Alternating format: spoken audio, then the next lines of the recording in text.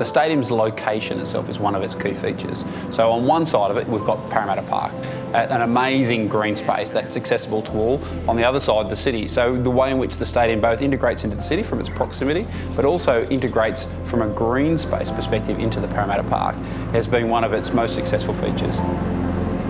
When people were walking past as the stadium was built, one of the most regular questions I was asked was, when is the skin going on the outside?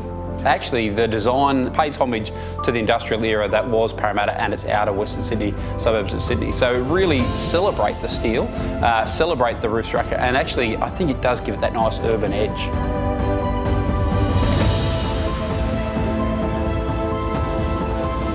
Bankwest Stadium is actually part of the UNESCO World Heritage listed site. So with that, in our design actually came a range of features that we had to accommodate. So being able to see from Old Government House through to the cathedral was a really important part of the building, and it actually helped design the height part of it, because really we've sunken it down into the slope of the land a little bit to allow the canopy of the trees actually sits away above and beyond the height of the roof.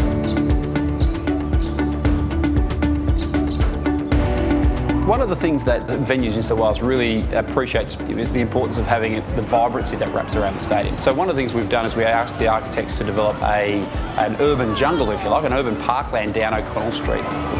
The way in which that urban jungle reaches out and encourages people to be physically active, I think that's a really nice element of the stadium.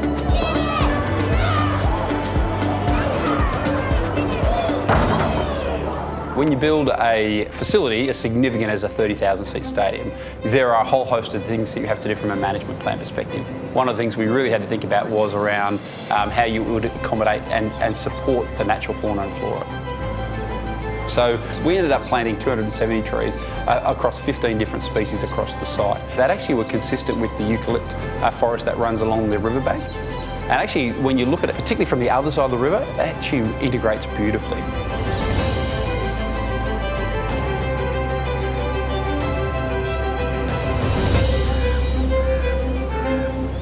LEED Gold is an internationally recognised environmental rating system that early on the government set us the task of reaching that goal. So that was both not just about the design, but the way in which we harvested water, the way in which we thought about sustainability concepts, the way in which it interacted with the environment.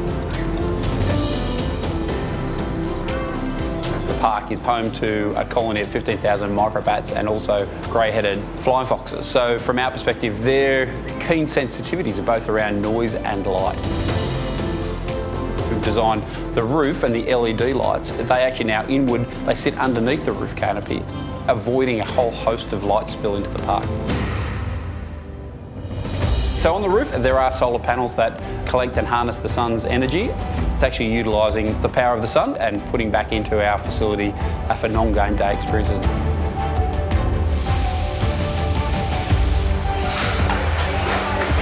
Underneath the Western Grandstand, it's where the industrial kitchens are. It's like a mini recycling city. The food scraps are separated from plastic and then recycled. It's quite an amazing space, and that is effectively like the heartbeat of the stadium, where we try to recycle as much as we possibly can.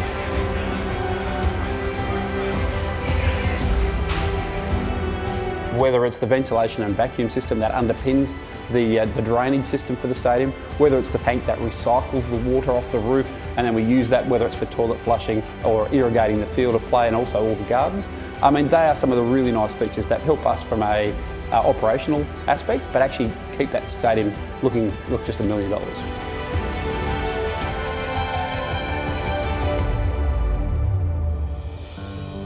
I'm, I guess, proud as punch, really, in many ways. I think from us, a really nice icing on the cake that both the stadium that works tremendously well functionally actually is now working really well from a sustainability perspective.